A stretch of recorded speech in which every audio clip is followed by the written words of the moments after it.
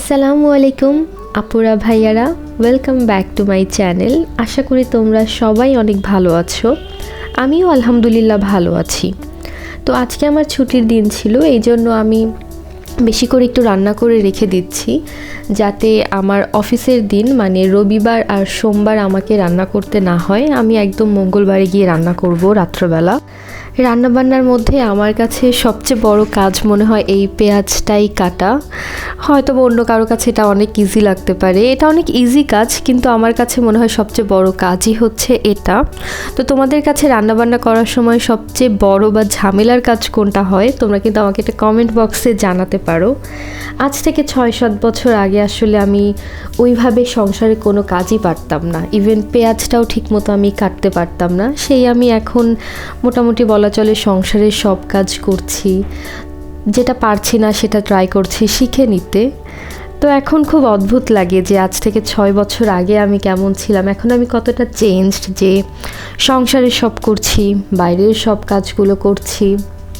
এর মাঝখানে যেটা হয়েছে যে সেই আগের আমি যেমন ছিলাম তেমনটা আর আমি নেই। ঢাকার বাহিরে বিভিন্ন জায়গাতে নাকি অলরেডি শীত পড়ে গিয়েছে। তো তোমরা যারা ঢাকার বাহির থেকে আমার ভিডিওটি দেখছো তারা কিন্তু অবশ্যই আমাকে কমেন্ট করে জানাবে যে তোমাদের ওখানে কেমন শীত পড়েছে। ঢাকায় এখনও ওইভাবে শীত পড়েনি, কিন্তু যেটা হয়েছে সেটা হচ্ছে গরমটা কমে গিয়েছে।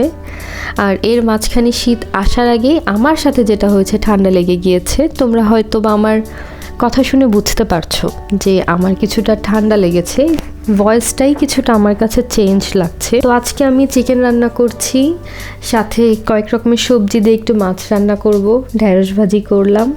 এই তো আমার লাঞ্চ রেডি। এখন আমি নিজেই আসলে লাঞ্চ করতে বসে পড়েছি, কারণ আমার হাজব্যান্ড আজকে বাসায় নেই, আমাকে একা একাই লাঞ্চটা করতে হবে। যদিও আমাদের সারা সপ্তাহে বলা চলে শুক্র শনি ছাড়া একসাথে লাঞ্চ করা হয় না। নর্মালি আমি আমার অফিসে লাঞ্চ করি, আমার হাজব্যান্ড তার অফিসে লাঞ্চ করে। তো দেখা যায় যে একসাথে আসলে সচরাচর আমাদের লাঞ্চটা করা হয় না, বাট আমরা এটা মেক শিওর করি যে ডিনারটা আমরা একসাথেই করব। আজকে প্ল্যান আছে একটু বাহিরে যাব হাঁটাহাঁটি করতে, পাশাপাশি একটু বেস্ট বাইতেও যাব। আমার কয়েকটা বক্সের দরকার আছে, যেহেতু আমি খাবার ফ্রোজেন করে রাখি, সেক্ষেত্রে আমার বক্স অনেক বেশি প্রয়োজন হয় তুলনামূলকভাবে।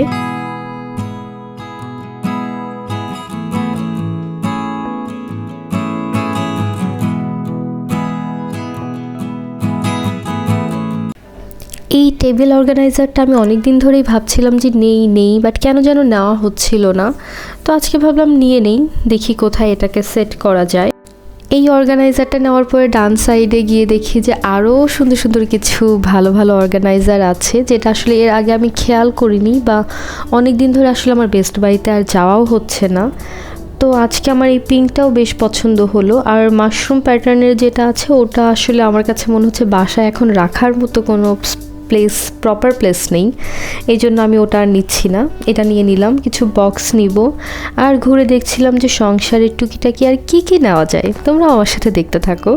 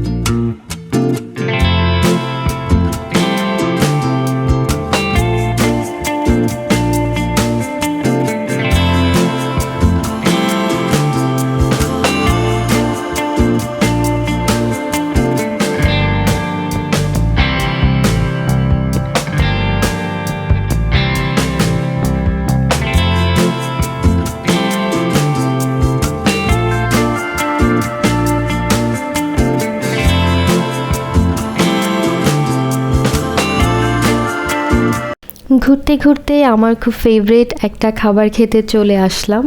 এই রেস্টুরেন্টটা যেহেতু আমার বাসার একদমই কাছে, তো আমি মাঝে মাঝেই আসি। এখানে এসে এই কমন একটা ফুড আমি অবশ্যই অর্ডার করব, সেটা হচ্ছে গার্লিক মাশরুম। এটা আমার ফেভারিট হওয়ার অন্যতম কারণ আই থিঙ্ক এটা ওদের এখানে অনেক বেশি স্পাইসি হয়, আর ওদেরকে যদি বলা যায় যে এক্সট্রা স্পাইস অ্যাড করে দিতে, ওরা সেটাও অ্যাড করে দেয়। আমি স্পাইসি ফুড অনেক বেশি পছন্দ করি, অনেক বেশি।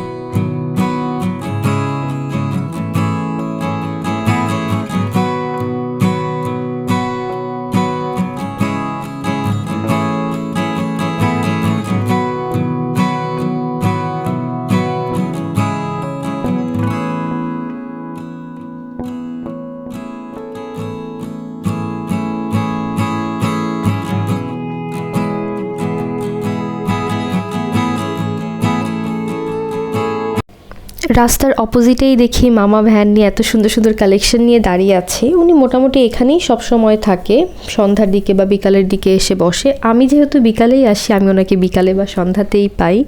তো এখান থেকে আমি অনেকগুলো কালেকশন অলরেডি নিয়েছি। তো আজকে ভাবলাম একটা টেবিল ম্যাট নিয়ে যাই।